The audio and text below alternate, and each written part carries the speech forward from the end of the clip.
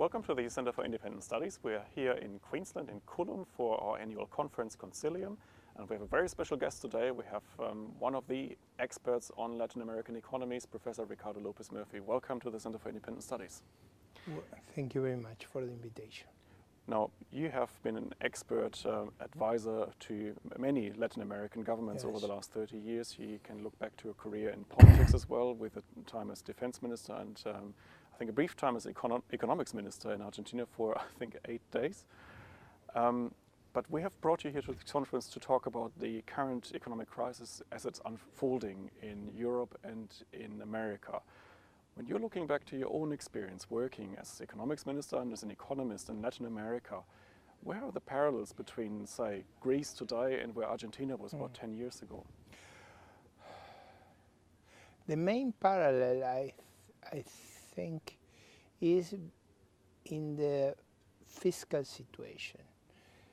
We never have deficit like Greece has, but the idea that you can finance a growing expenditure through indebtedness, and through that way you can build a welfare state, and at the same time a state that is in charge of enterprise. I mean, in charge of providing services and manufacturing and all the things that the government does in these countries. Remember me of our old problems. Maybe in Greece, like in other parts of Europe, including in the United States, you will have to deal with the problem of expenditure. And when I said to deal with the problem of expenditure, I mean mainly the problem of subsidies, the problem of public enterprises, and the problem of entitlement. Mm-hmm. But if I remember correctly, what happened in Argentina was a, I would say, typical IMF package, whereby the country went through painful reforms, brought its finances back in order, but also had a chance to devalue. Now that's a pathway that's blocked for Greece now. Do you think devaluation is essential for economic recoveries, such as in these cases? I doubt about that. I'm not sure.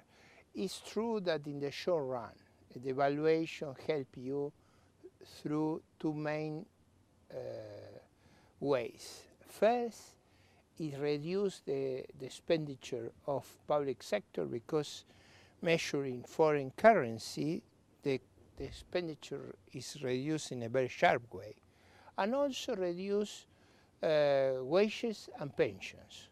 And it's true that if you want to go in a short run adjustment, I mean cold turkey approach, that is the way to go. In the long run, when if the valuation were the way to growth and prosperity, Argentina will be richer than Switzerland.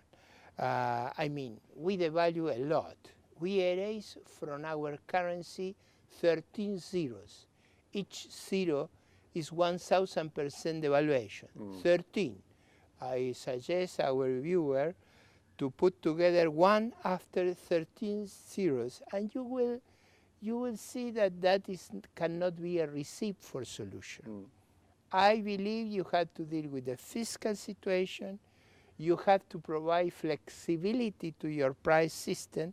Flexibility means labor flexibility, business flexibility, and you need a sort of counter-cyclical fiscal policy. I mean, if in the good time you spend all the money you receive, in the bad time you have to make a very sharp adjustment.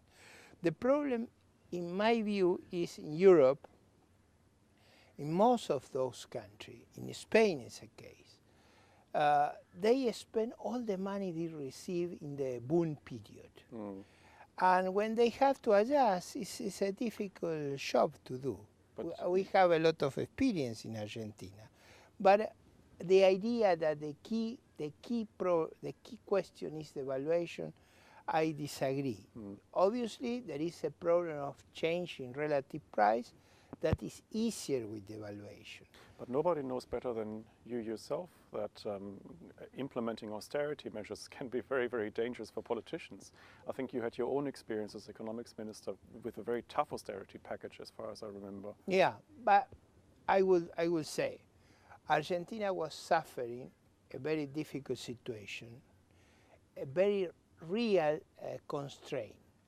We suffer a crisis coming from the Asian crisis of the 90s, the crisis of Russia with the capital market, the devaluation of Brazil. Brazil is an economy 5 times the size of Argentina, and it's our close neighbor and our main trade partner. That were real factor. We have an incredible headwind against us. We need to make an adjustment to deal with that problem. The difference between Argentina and the European countries, Greece, Spain, is we don't have a very large debt. Our debt, in the moment I was minister, was around 45% of GDP. It was not a very large debt. We have a short-term liquidity constraint. And the adjustment that I proposed was a very small one.